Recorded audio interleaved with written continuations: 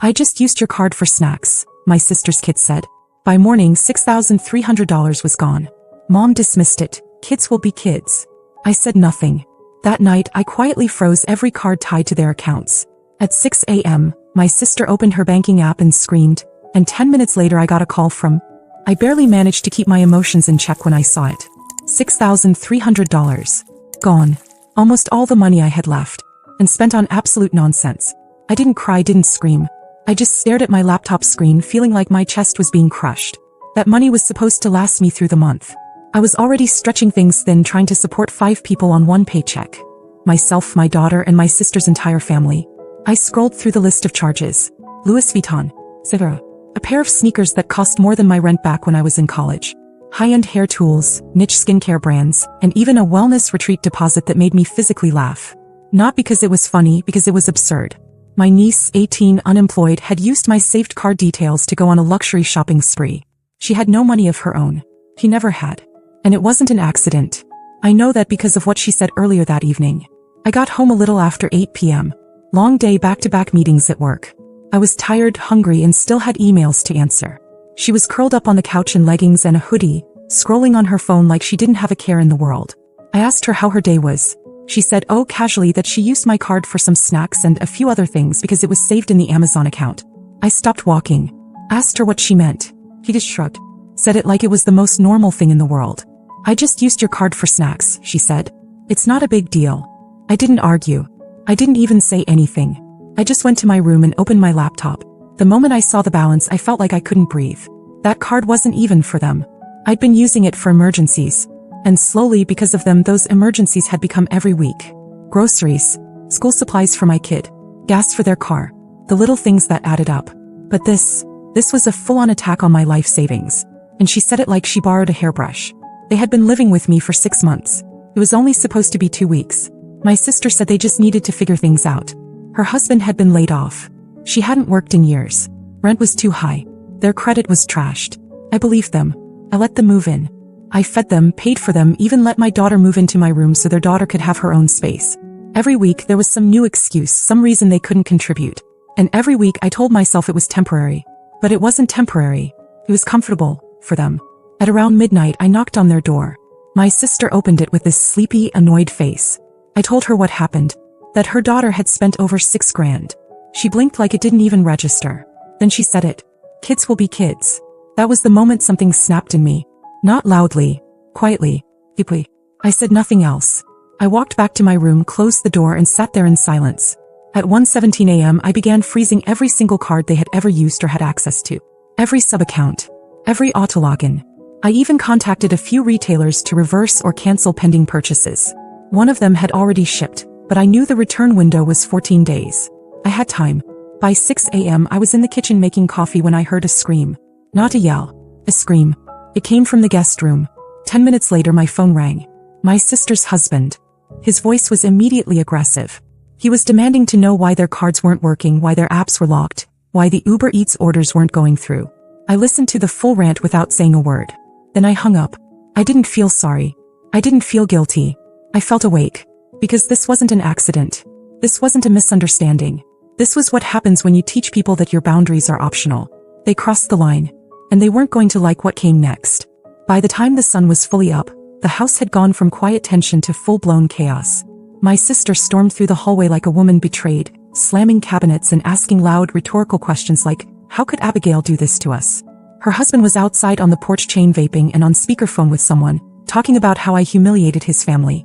Meanwhile, the daughter, the one who wiped my account clean, sat in the living room clutching her phone like it was a life raft, crying over the handbags and essential items that were suddenly being refunded or marked return initiated. And in the middle of all that, I was just sitting at the kitchen table, drinking my coffee like it was the only thing keeping me tethered to earth. None of them had the guts to confront me right away. My sister passed by me a few times waiting for me to speak first. I didn't. I wanted them to feel the silence. I wanted them to sit in the wreckage and think about the fact that it was them who caused it, not me. Around noon, my sister finally broke the standoff.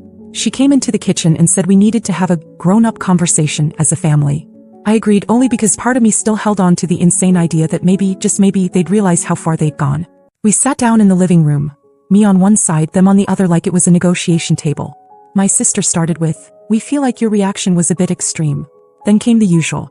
That I embarrassed them. That I created instability. That I should have just talked to them first before cutting off access to the accounts. As if the $6,300 vanishing without a single heads up from them was perfectly reasonable. Her husband jumped in next, saying I made them feel unwelcome and helpless. He actually said I damaged the trust between us. Then my niece, the one who spent my money like she had a brand deal with Gucci, said she was under a lot of pressure, and that at her age stability was essential for her growth. She said the shopping made her feel like she was in control of something even just for a moment. I just sat there listening, wondering if they'd all collectively lost their minds. They weren't ashamed. They were angry at me.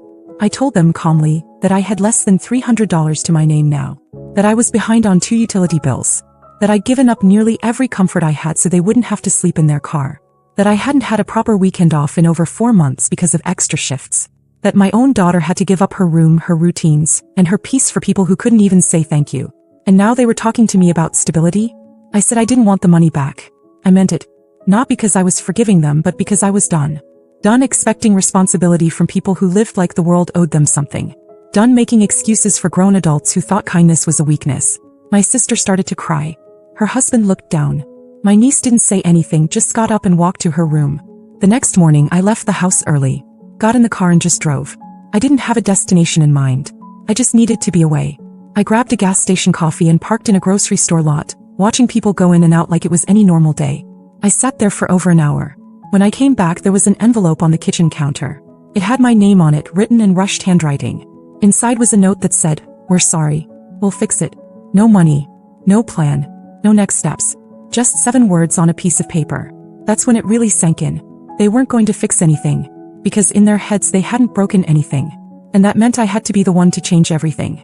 The envelope on the kitchen counter sat there for 2 full days before I even touched it again. I read the note once and left it there. "We're sorry. We'll fix it." That's all it said. No explanation. No money. No plan. Just a vague promise, like that was supposed to patch over the fact that they had drained my account and still hadn't done a damn thing to make it right. They tiptoed around me for a while after that. I think they believed they were being considerate. Quiet in the mornings, dishes done, shoes off at the door.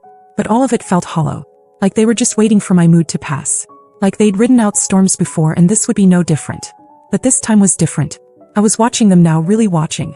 My niece was still waking up past 10 every day, sitting cross-legged on the couch, scrolling non-stop and shopping online with whatever money she had left from God knows where. Still no job. Still no effort. She asked me one afternoon if I'd help her rebuild her Amazon cart, because everything got refunded. I walked away before I said something I'd regret. My sister was trying harder to act productive. She mentioned sending out a few applications but couldn't remember where. Said she was looking into remote opportunities, but spent most of her time rewatching old shows on her laptop. Her husband, meanwhile, spent the majority of his time in the garage, hiding behind the excuse of job hunting, while vaping and watching YouTube videos. It was surreal. Like I was living in a simulation where nobody could see the wreckage except me. So one night after work, I stayed up late at the dining table and made a plan. I printed out job listings from 3 local websites. Entry-level stuff, nothing fancy, just a way to get their feet in the door and start making money again. I sorted them by skill level, made little notes about which ones might be a good match for each of them. I even wrote down the bus routes for the ones they could get to without needing my car. The next day I called a house meeting. Told them I had something to share and asked for 15 minutes of their time. They sat down looking more annoyed than curious. I started by saying I wasn't looking to punish anyone. That I knew things had been hard and I understood the pressure they were under. But that I couldn't carry 5 people on one salary anymore. I said I'd printed out job opportunities for each of them, things they could apply for this week. That if they took action now we could move forward. Together. My sister didn't say much. He kept nodding but not really looking at me. Her husband leaned back on the couch and said he appreciated the effort but that it's not that simple. That there were other factors I wasn't considering. I asked him what those were. He didn't answer. Then came the worst part. My niece rolled her eyes, picked up the job listings, glanced at the paper like it was a joke, then stood up and dropped them in the trash. She said, "I'm not going to work at some fast food place like I'm 16. I'm not desperate." I looked at her, then at my sister. Nothing. They just let it happen. No one corrected her. No one apologized. No one pulled her aside later. It was just normal to them.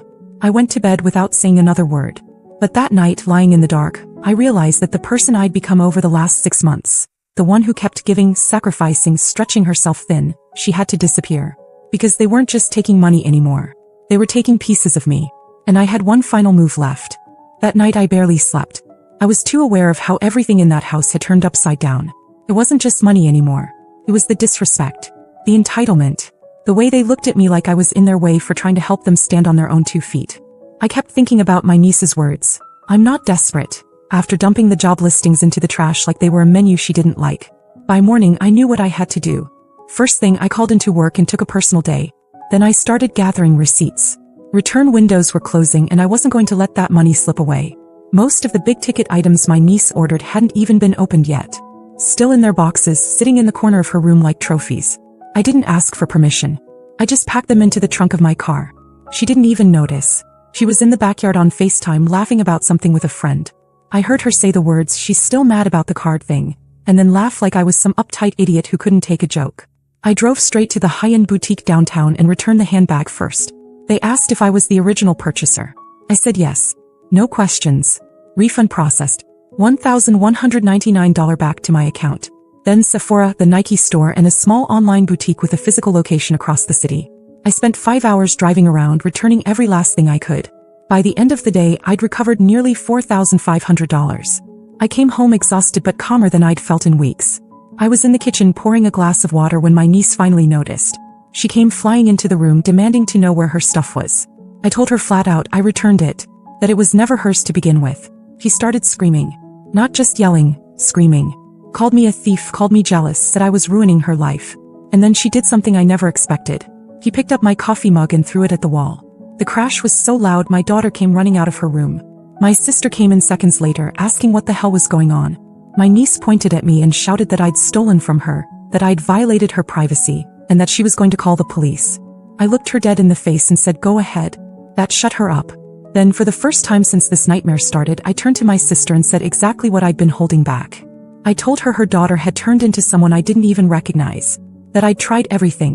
Fed them, housed them, protected them, and all I got in return was gaslighting, disrespect, and financial ruin. I said that if she wasn't willing to parent her child, then she'd both failed as a mother and as my sister. Her husband stood there silently in the doorway. He didn't say a word. And I wasn't done. I told them they had 14 days to get out of my house. That was it. No more chances. No more warnings. They were going to figure it out on their own, just like I had for the last 10 years. I said I'd give them the resources if they needed them, but I wasn't going to carry them anymore. My sister started crying again, saying it wasn't fair, that they weren't ready. And that's when I dropped the last piece. I told them I'd called a family friend who runs a restaurant. They had 3 positions open. Host, server. I told them the friend agreed to hire all 3 of them, if they showed up Monday morning. My niece laughed in disbelief. My sister looked horrified. They thought I was joking. I wasn't. None of them answered me that night. But the next morning, the husband, the same man who yelled at me a week ago, walked into the kitchen and asked what time the shift started. He didn't say thank you, but at least he was finally scared enough to move. Monday morning came, and for the first time in months, the house was dead silent at 7 a.m. No one scrolling on their phone, no giggling FaceTime calls, no cereal bowls left out. Just quiet. Then I heard the front door close. I looked out the window and saw my sister's husband getting into their car. He was actually going. No fanfare. No speeches. Just gone. An hour later, my sister shuffled into the kitchen. She poured a cup of coffee and mumbled something about giving the job a shot. I nodded. I didn't say I was surprised. I didn't tell her that the friend had already called me earlier and said if they didn't show up, the offer was off for good. At noon, my niece finally emerged. She didn't speak, didn't look at me, just stood by the counter and waited for the microwave to beep. Then she asked quietly if the rest of her orders were being returned too. I told her there were a few more things we hadn't gotten to yet. A pair of sunglasses, a luxury face serum, and a Bluetooth speaker. The return window was still open, and yes, we were returning those too. She muttered that it was humiliating. I agreed. We went to the mall together. Not because I thought it would be some bonding moment, because she was legally an adult and some of the returns required ID verification. I let her handle it. I watched her face when the cashier asked, "Do you have the original payment method?" And she had to say, "It was my aunt's card."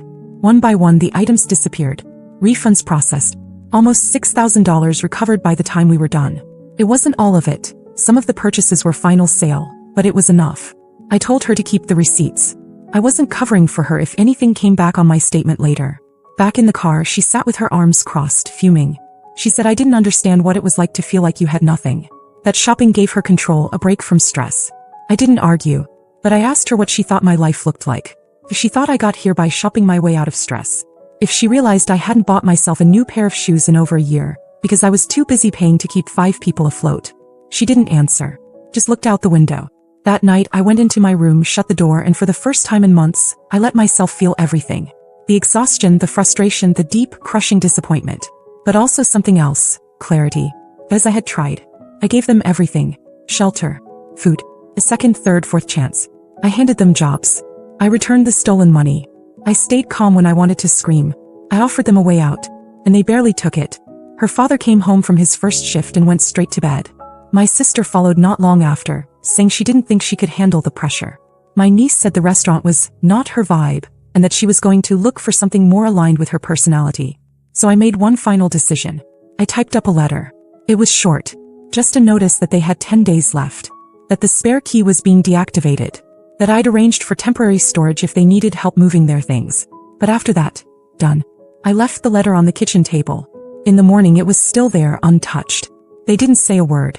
10 days passed. On the morning of the deadline, I woke up at 6 a.m. and found the house quiet. I went downstairs expecting a fight, or at the very least some last-minute guilt trip. But the guest room was empty. Their stuff was gone. The only sign they had ever been there was a half-eaten box of cereal on the counter and a pair of cheap flip-flops by the door.